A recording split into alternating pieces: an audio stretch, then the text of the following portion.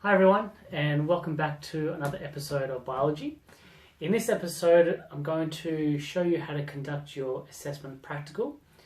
I've got here your two measuring cylinders, and you'll need these for your practical, obviously.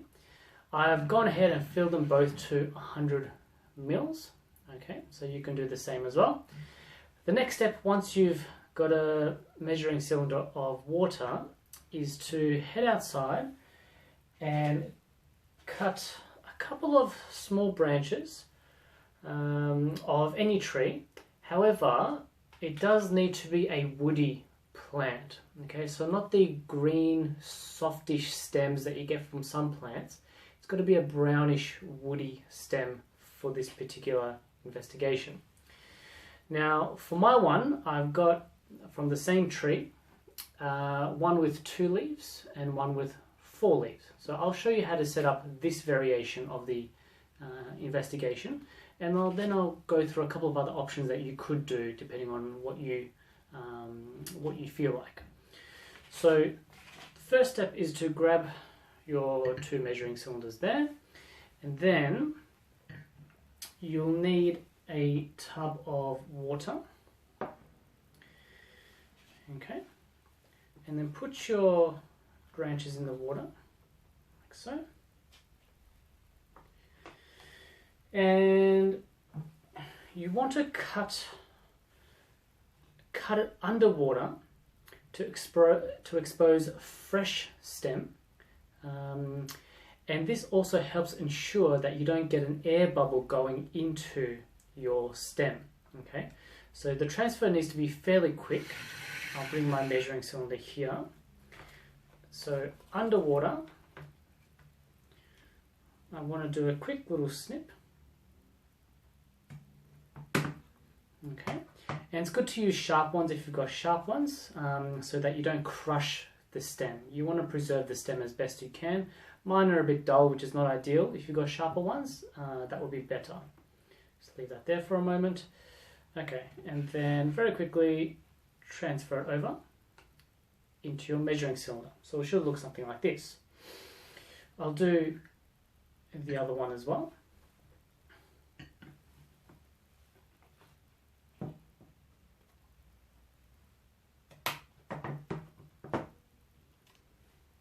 And in it goes. Beautiful. Now I can push that to the side. Okay, so why are we doing this? Well, we want to measure the rate of transpiration. And if you think back to an earlier episode, transpiration is when water is evaporating from the leaves. We want to compare the rate of transpiration between these 2 branches. The question is, will the rate of transpiration be faster for this particular branch, because it's got 4 leaves, compared to this branch that has only got 2 leaves? I wonder if the rate of transpiration will be double for this one when compared to this one. I don't know, but that's one of the questions you could answer. And of course, you want to draw an appropriate hypothesis as well for your experiment. Now, you could stretch this particular version further. For example, I could set up 4 measuring cylinders, and you can combine powers with another partner, with another student in the class, join forces and make a bigger experiment if you wish, or you can do it on your own as well. So here I've got 1, 2, 3, 4, 5, 6 leaves, and here I've got 8 leaves. I wonder if the rate of transpiration will be proportional as my number of leaves increase. Now, there are obviously some limitations to this. For example, the size of the leaves could impact the rate of transpiration. If some of the leaves are dirtier than the others, that could affect the rate of transpiration. And there are others, but I'll leave that for you to figure out as you conduct your experiment. I'll stick with these 2 for now, just for simplicity. The next step is actually you need some vegetable oil. If you don't have vegetable oil, I've just got some olive oil here, that's fine. And the purpose of this oil is to create a waterproof seal at the water boundary. because the only transpiration or the only evaporation we want occurring is to happen on the leaves. We don't want the water evaporating from the measuring cylinder itself. So grab whatever pouring device that you have. Try not to get anything onto the leaves themselves. Tip it over and very gently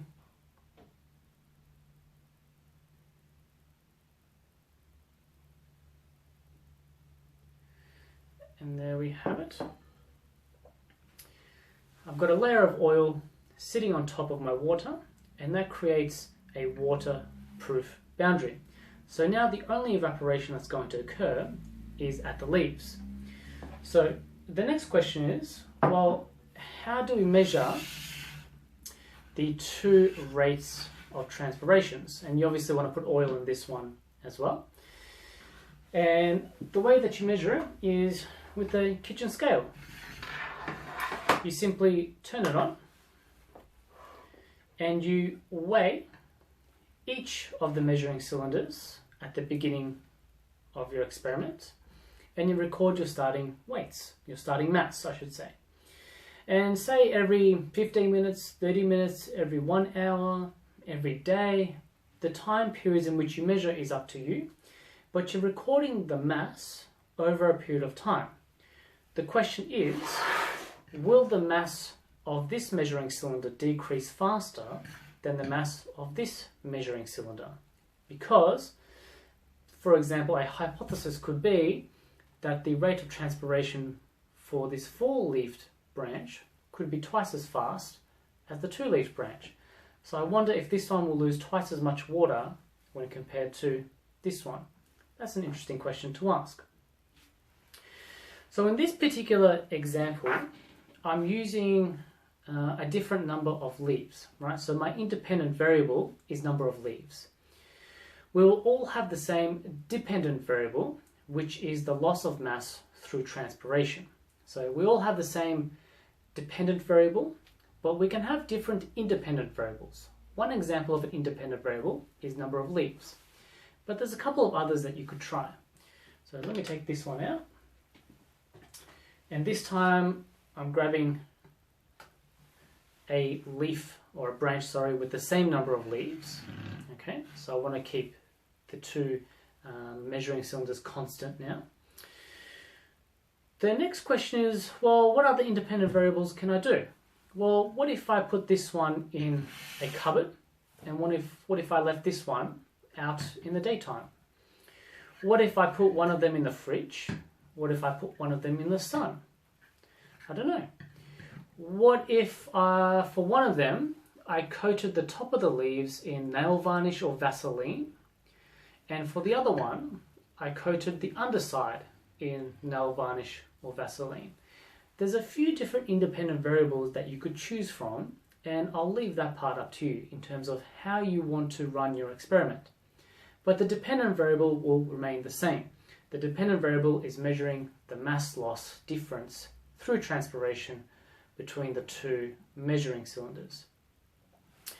Now, just a heads up, the size of the branch may affect your results, the length of your branch, so the girth of the branch, the length of the branch may affect your results.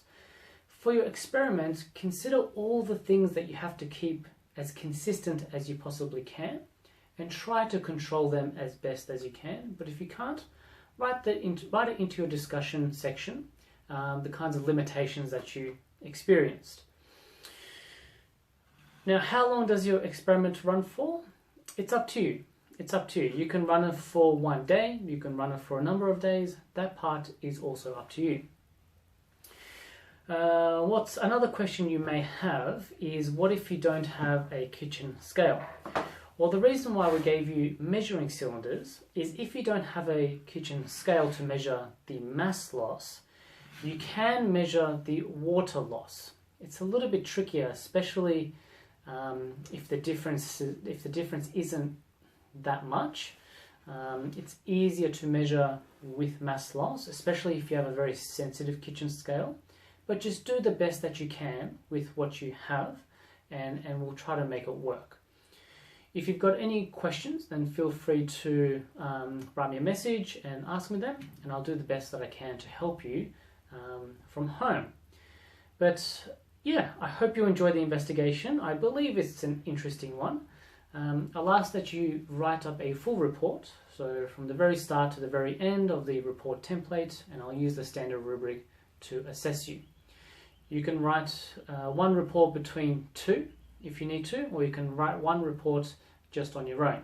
So you decide what works best for you. I hope you've enjoyed this episode of Science, and I'll catch you on the next one.